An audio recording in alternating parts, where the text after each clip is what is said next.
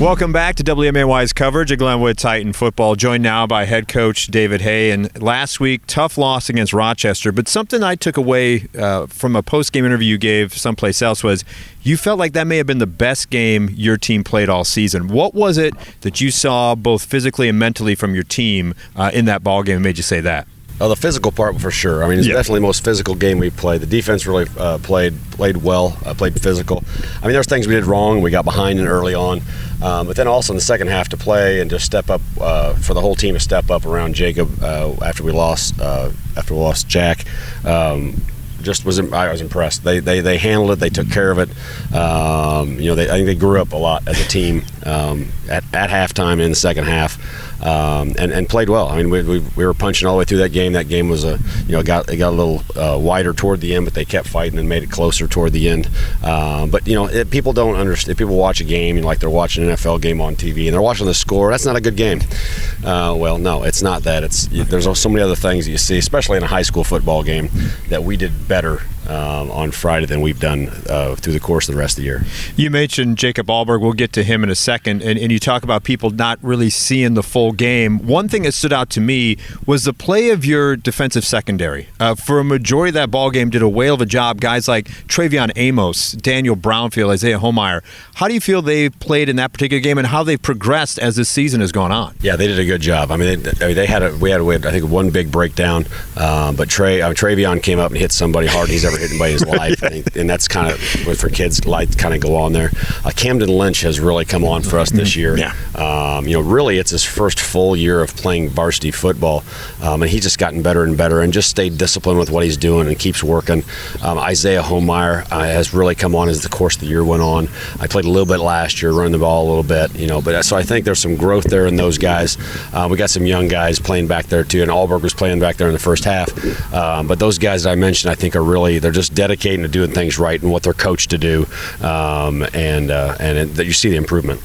I know I'm not usually one, and you're not one to comment on officiating, but as a defensive-minded guy, to me, from the booth, when a call is made about roughing the passer on a guy like Beatty, you can't think when playing against a guy like him. And when you get that penalty call against you as a defensive player, that may be in your mind for a little bit. Did it kind of affect the way some of your guys were playing somewhat when that kind of call happens? I don't think they backed off because I think we got called for it 4 times. That's true. That's right.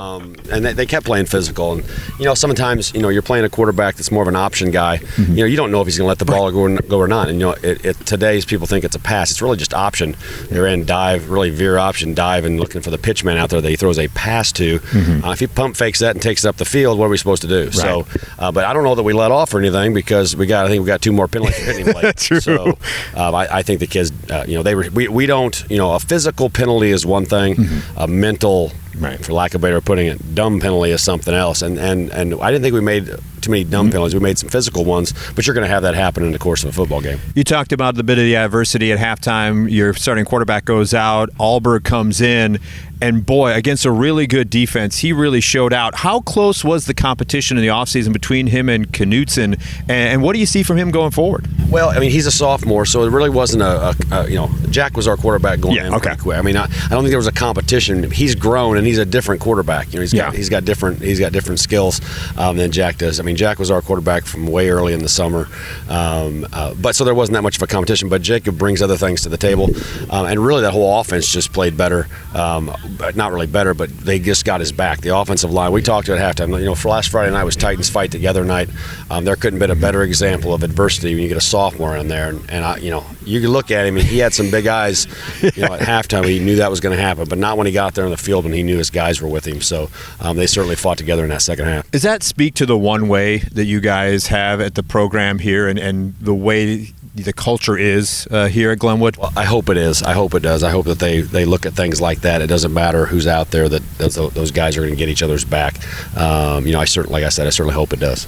You have a game, last week a big game, this week Lanphier, next week SHG. So there's a one-way help out as well to keep the focus of the players against an opponent that, for the most part, you are going to be outmanning at most positions. Yeah, I mean, the idea this week, we're going to play the best game we've played all year this week, because and better than we did last week. And that sounds routine, but it's not. I mean, this time of year, we've got to play our best football game week 8. We can't take a step back.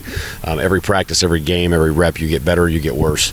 And we need to get better this week. Regardless of who shows up on the other side of the field, we got to get better this week, and that's been the message to the kids. Let me just ask you quickly, the weather we've had this week, what kind of challenges does it present to you? Because now maybe you're practicing indoors more than outdoors. What kind of challenges do those type of things present? We were outside all week. Okay. On Wednesday, it was really sloppy, which was good because I think that's what we're going to get on Friday night. Right. Pre-game practice, we were inside on Thursday, but that's okay. I mean, that's just going through things. It's more mental reps than the whole lot of real physical reps.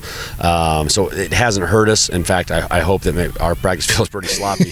The band went out there after us. I told them, I said, you better not have your good shoes on. Right. So they, we got some reps in kind of that sloppy thing where you got to keep your feet underneath you a little more. You got to pay attention to that. So I think they'll be prepared for that environment and that turf. Excellent. Well, Coach, as always, appreciate your time. Best of luck Friday night against Lanphier. Looking forward to calling the action. Thanks, Mike. Appreciate it.